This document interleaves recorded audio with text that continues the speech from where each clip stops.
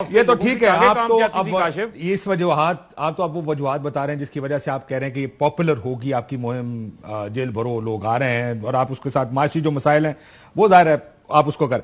یہ اس کو لے کر کہاں جا رہے ہیں؟ دیکھیں اب آپ نے گرفتاریاں دے دی, لیٹس فاسٹ فارورڈ ہفتہ, 10 دن, 2 ہفتے, 3 ہفتے, 4 ہفتے جس میں آپ گرفتاریاں دیں گے.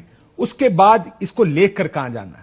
صرف روز کی آپٹکس آپ کہہ رہے ہیں, پولیٹیکل آپٹکس ہوں گے, گرفتاریاں ہوں گی, یا پریشر آپ کس طرح اور مزید ڈالیں گے کہ الیکشنز مل جائیں آپ کو؟ دیکھیں کیونکہ حکومت نے تو آج بھی انکار کر دیا الیکشنز کرانے سے. دیکھیں پہلے تو آپ یہ سمجھ لیں کہ یہ لوگوں کو ڈراتے کیسے تھے. جو جیل بھرو تحریک کا ایک مقصد ہے نا, کیا ڈراتے تھے؟ لاٹھی چارج کریں گے, آنسو گیس چلائیں گے, ربڑ کی گولیاں چلائیں گے, سیدھی گولیاں چلائیں گے, جیلوں میں ڈال دیں گے, چار دیواری کا تقدس پامال کریں گے. سب کچھ کر لیا. اب لوگ آگے کہتے ہیں جیلوں میں بھی ڈال لو. عمران خان نے لوگوں کا خوف اتار دیا ہے, اب کسی کا خوف نہیں ہے. سمجھ جائیں, میں جب کہہ رہا ہوں نا کسی کا خوف نہیں ہے, تو اب کسی کا خوف نہیں رہ گیا. لوگ جو ہیں وہ اب چاہتے ہیں کہ عوام کے فیصلے عوام کریں. عوام کے فیصلے انتخابات میں ہوں گے. جمہوریت کی بنیاد صاف اور شفاف انتخابات ہے, جس سے یہ بھاگ رہے ہیں. 90 روز کے اندر انتخابات نہیں کروانا چاہتے. صدر پاکستان نے 9 اپریل کی تاریخ دے دی ہے. الیکشن کمیشن اجلاس پہ اجلاس کر رہا ہے, آنیاں جانیاں میری دیکھتے رہو, کرنا کرانا ککھ نہیں ہے. تو معاملہ یہ ہے کہ اب اس نے اور یہ پریشر بڑھے گا, دن بہ دن پریشر بڑھے گا, اور یہ پریشر اتنا بڑھ جائے گا کہ ان کے لیے حکومت چلانا پاسبل نہیں رہے گا. کاشف صاحب, عوام سو آپ یہ کہہ رہے ہیں کہ حکومت عام حالات میں آپ کال دیتے, لوگ نہ نکلتے باہر, لوگ تنگ ہیں ان سے. آج وہاں پر بچے کیا, بوڑھے کیا, مزدور کیا, ریڈی والا کیا, دہاڑی دار کیا, رکشا چلانے والے کیا, سب کی نمائندگی بھائی موجود تھی. لوگ نکل آئے باہر. لوگ کہتے ہیں بھائی ہمیں جیلوں میں بند کر دو, لیکن ہم اب اپنے حقوق لینے سے پیچھے نہیں ہٹیں گے. عوامی موومنٹ کا آغاز ہو چکا ہے. جیل بھرو سر ٹھیک ہو گیا نا, یہ آپ میں بالکل ٹھیک ہے کہ آپ کہہ رہے ہیں کہ آغاز ہو گیا ہے, مزید لوگ جیل میں جائیں گے اور پریشر بڑھے گا حکومت کے اوپر, حکومت سسٹین نہیں کر پائے گی. لیکن پاشا صاحب کس قانون, کیا 144 کے تحت ان لوگوں کو گرفتار کر کے اندر رکھیں گے اور کتنے عرصے تک رکھ سکتے ہیں؟ پاشا صاحب جی آواز آپ کی صحیح نہیں آ رہی. پاشا صاحب اب آپ کو میری آواز آ رہی ہے؟ تھوڑا سا اور اونچا جی آواز. اگر آواز اونچی کرتے پاشا صاحب کی. پاشا صاحب یہ جاننا چاہ رہا ہوں کہ کس قانون کے تحت جی آ رہی ہے. اب یہ جو گرفتار کیے گئے ہیں لوگ, ان کو کتنا عرصہ تک کس قانون کے تحت, کیا دفعہ 144 کے تحت رکھا جائے گا ان کو اندر گرفتار؟ دیکھیں یہ تو جو گرفتاری دینے والے ہیں ان کو پتا ہونا چاہیے.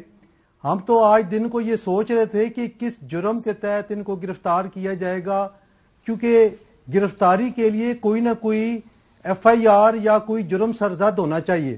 اگر ایف آئی آر جو ہے وہ درج نہیں ہوئی اور بغیر ایف آئی آر درج کیے ان کو گرفتار کیا گیا تو یہ بھی غیر قانونی ہے.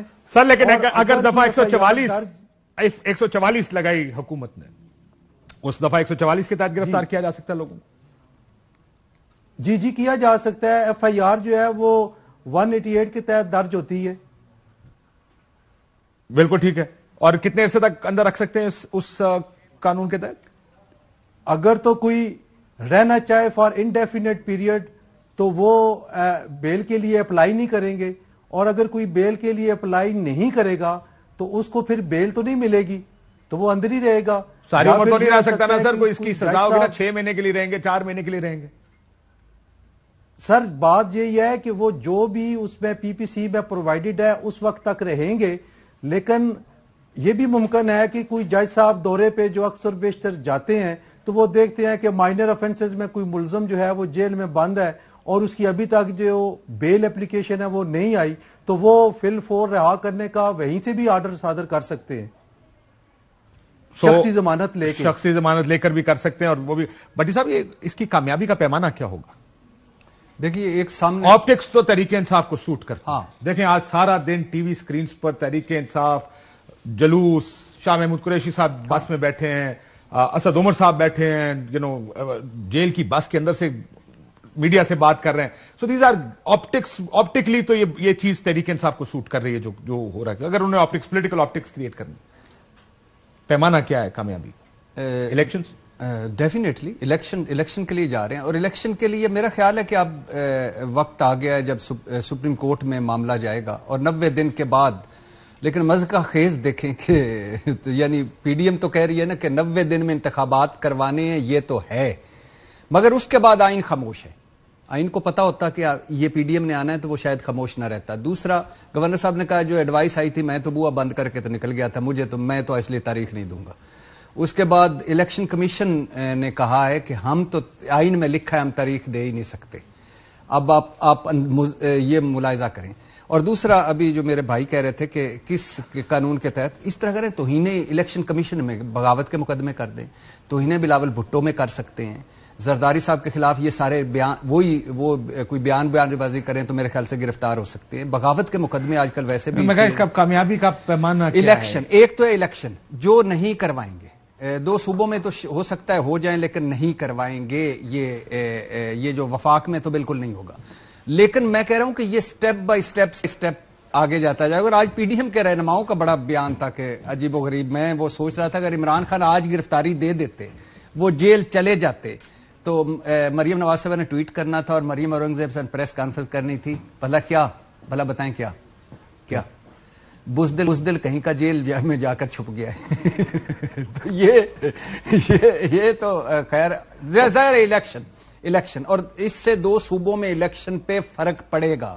ساروں کو سوچنا پڑے گا کہ یہ کم از کم آئین بھی کہہ رہا ہے, لوگ بھی سڑکوں پر ہیں, 2 صوبوں میں تو کم از کم الیکشن کروا لو. وفاق میں تو آپ کے پاس ہے آئینی حق کہ آپ کروائیں یا نہ کروائیں, لیکن یہاں کروانا پڑے گا تو یہ پریشر پڑے گا. یہ بڑا آپٹک بڑا ٹھیک آپٹکس ہے بٹی صاحب کا خیال ہے. اور شاید ہمارے تمام دوستوں کا یہ, یعنی فاروق حبیب صاحب کا بھی, بٹی صاحب کا یہ خیال تھا کہ جو معاشی حالات ہیں, جو پریس کانفرنس آج وزیر اعظم پاکستان نے کی اور کہا کہ مزید سخت معاشی حالات آئیں گے لوگوں پر, اس کی وجہ سے بھی ایک جو ان پاپولیرٹی کی مہم ہے, لیکن اس کے بعد حکومت کے لیے الیکشنز بڑے مشکل ہو جائیں گے. یہ بتائیے گا کہ یہ مشکل حالات آئے کیوں؟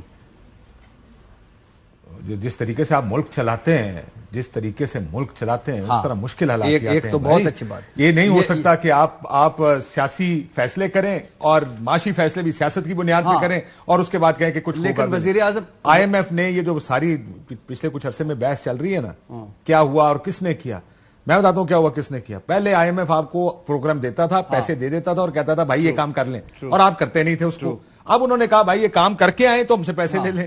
اور اب جب تک آئی ایم ایف کا پروگرام نہیں ہوتا, آپ کے 2 ملکوں میں سے کوئی آپ کو پیسے نہیں دیتا, کیونکہ انہوں نے بھی کہا کب تک آپ کو پیسے دیتے رہیں گے. سو یہ ایک فرق آیا بڑا بنیادی. پچھلے میرا سوال تھا کہ آئی ایم ایف نے کہا ہے کہ اس خدا کے لیے اپنی اصلاحات کریں, جو چوری روکیں, کرپشن روکیں, فراڈ روکیں. اچھا, امریکہ نے کہا ہے کہ ہم تو آپ کے لیے کچھ کریں گے, آپ بھی اپنے لیے کچھ کریں. آئی ایم ایف نے ایک اور بات کہی, انہوں نے کہا جی اشرافیہ سے پیسے لیں اور غریبوں میں دیں. یعنی یہ کام, جس کام کو آپ کے اپنے سیاستدانوں کو دیکھنا چاہیے تھا, وہ کام آپ کو آئی ایم ایف بتا رہا ہے کہ آپ نے اشرافیہ, کیونکہ اس ملک میں اشرافیہ تو 380 ارب کی اس 1 سال گزشتہ جس میں 10-11 مہینے ان کے ہیں بجلی چوری ہوئی ہے. اب بتائیے گا سعودی عرب نے کیا کہا ہے کہ بس کر دو یار اپنا کوئی. مجھے کوئی واقعہ سنا تھا بٹی صاحب, میں بریک پہ جانے لگا ہوں. کسی نے کہا کہ ایک اسیسمنٹ ہوئی کہ 25 کروڑ کا کوئی ٹیکس نہیں دیتا تھا ایک ڈاکٹر صاحب, 25-26 کروڑ روپے کا ٹیکس ڈال دیا گیا. انہیں 4 کروڑ کچھ کروڑ روپے نیچے دیے اور 1-2 کروڑ روپے کے اوپر اپنا ٹیکس پے کر کے فارغ ہو گئے. جس ملک میں آپ اس طرح ملک چلاتے ہیں وہاں پر آپ کو بڑی مشکل فیصلے دوسری صورتوں میں کرنا پڑے گا. عمران خان نے وہ جو کہا ہے کہ اپنے وہ پیسے لے آئیں تو وہ لے آئیں, پھر لوٹ لیں, لیکن ایک مرتبہ لے آئیں, مشکل وقت ہے اور ہم خیرات مانگتے پھر ہمیں خیرات ہی دے دیں. بٹ سیریس ریفارمز کی ضرورت ہے اس ملک کو اگر آپ نے اس کی معیشت ٹھیک کرنی ہے. آپٹکس سے کام نہیں چلے گا. ایک بریک لیتے ہیں.